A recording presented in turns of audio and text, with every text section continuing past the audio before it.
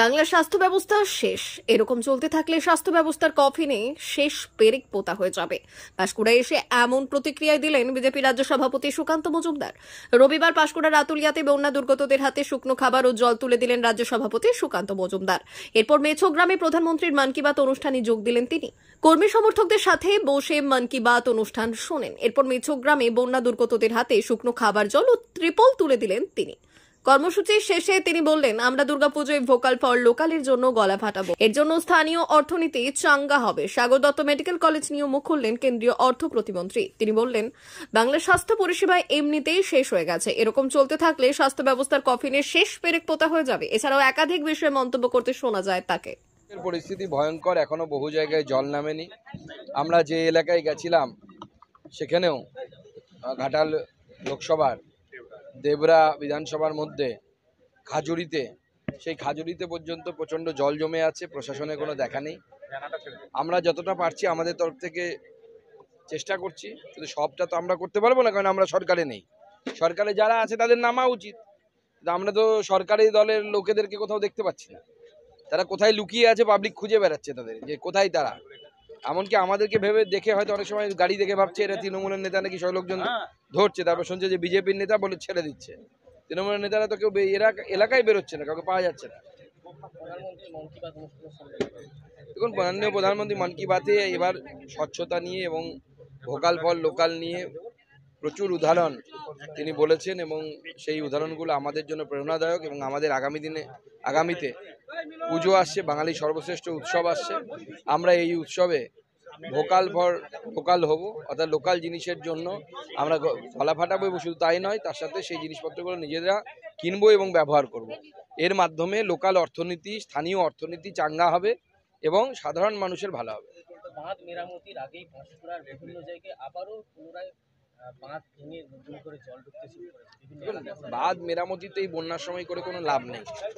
বাঁধ মেরামতি বন্যা শেষ হওয়ার পর যে আগামী 1 বছর সময় থাকবে আমাদের হাতে, আবার বন্যা আসার সময় পর্যন্ত, আবার বর্ষাকাল আসা পর্যন্ত, সেই সময় করতে হবে।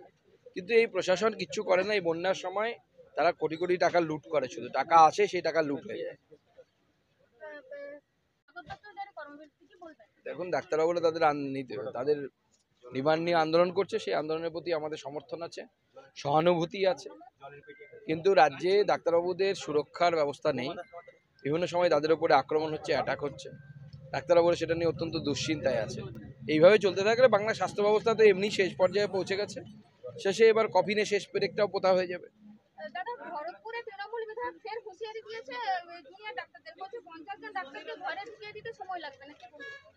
দেখুন, এই তৃণমূল কংগ্রেসের সাংসদ বিধায়করা এটাই পারে, তার বেশি কিছু পারে না তারা। তো আমরা তো নতুন দেখছি না, এর আগে বিভিন্ন বিধায়ককে বিভিন্ন হুমকি চমকি দেখতে দেখেছি। সেটা কেউ ভয় পায় না। এরা বাজার গরম করার জন্য মিডিয়া যেন চালায়, এমনি তো মিডিয়া এদের চালায় না। এইসব কথা বলে যদি একটু দুর্গন্ধ ছড়িয়ে মিডিয়াতে ভেসে দেখা যায়।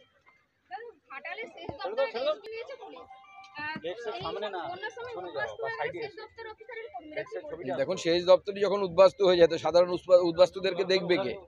কেউ দেখার নেই। পুলিশ তাদেরকে উদ্বাস্তু করে দিচ্ছে। রাজ্যের তাহলে প্রশাসনের কি অবস্থা আমরা বুঝতে পারছি সহজে। সাধারণ মানুষের জায়গা কোথায় থাকবে?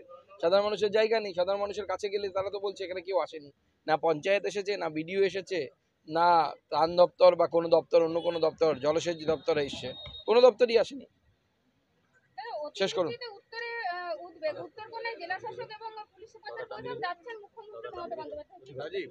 মাননীয় মুখ্যমন্ত্রী মমতা বন্দ্যোপাধ্যায়কে আরো অনেক আগে ইনিশিয়েটিভ নেওয়া দরকার ছিল। উত্তরবঙ্গের নদীগুলো বিপদসীমার উপর দিয়ে বইছে। টাঙ্গন থেকে শুরু করে, পুনর্ভবা থেকে শুরু করে তিস্তা এবং অন্যান্য নদীগুলো আস্তে আস্তে ভয়ঙ্কর অবস্থার দিকে যাচ্ছে। মাননীয় মুখ্যমন্ত্রীকে উচিত প্রোঅ্যাক্টিভ হয়ে কাজ করা।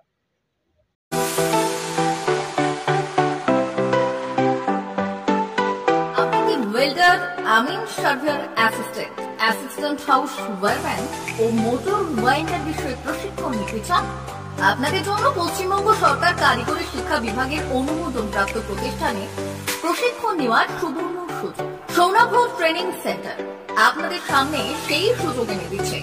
সৌনাভ ট্রেনিং সেন্টার, টাকলা, খুশি, নারায়ণগঞ্জ। এখানে রাজ্য সরকারের কারিগরি দপ্তরের অনুমোদনে কোর্সগুলোর প্রশিক্ষণ দেওয়া হচ্ছে।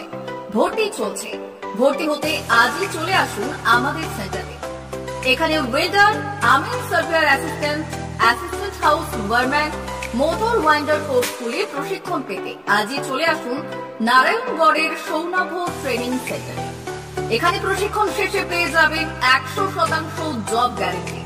ভর্তি চলছে। আমাদের প্রতিষ্ঠানের বিশেষত্বগুলি হলো স্বল্প ভর্তি ফিস, ফ্রি ওয়াইফাই ক্যাম্পাস, যাতায়াত ও সরকারি ভর্তুকির সুব্যবস্থা আছে।